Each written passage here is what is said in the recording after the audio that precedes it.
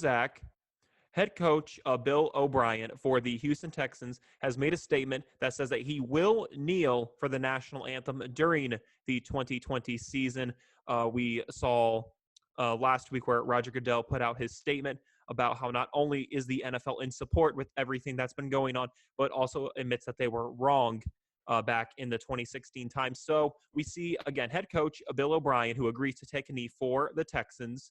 When you hear this, and kind of as we've seen players who have vocally said that they will take a knee during the 2020 season, what are your thoughts about Coach O'Brien agreeing to take a knee? I just want to start with saying he's doing what I believe is the right thing. And I'm glad he's taking a knee. I think he's doing what should be done. Um, yeah. What does that mean for him as the Texans head coach and general manager going forward? I'm not sure because it could end up being a number of things. He could get some backlash and lose his job, which I kind of doubt based on where the climate of the U.S. is going. But yeah, I mean, he's going to face backlash somehow, some way, just because of what he's doing.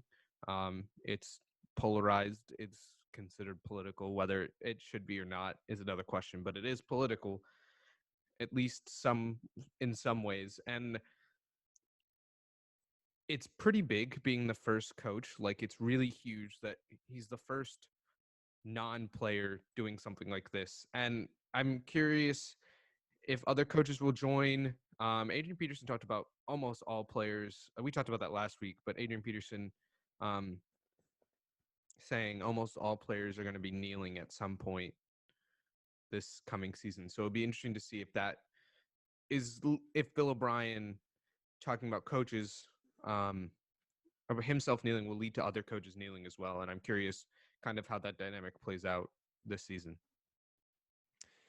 It also talked about, and this kind of reminds me from we talked about a month or so ago when Jim Harbaugh, for Michigan's head coach, was defending players trying to get away for players to be able to go to the NFL draft whenever they need to. It kind of reminds me of that in terms of a coach sticking up for his players for what he agrees with. So no, I definitely agree with you on that part. It also said that O'Brien actually led an emotional discussion with his players through everything that it's been going through. And Texan safety Michael Thomas actually even said that it was a positive experience having this conversation, and even that it was so encouraging to see Bill O'Brien with this. So obviously other players seem to really be happy with what Coach O'Brien is doing.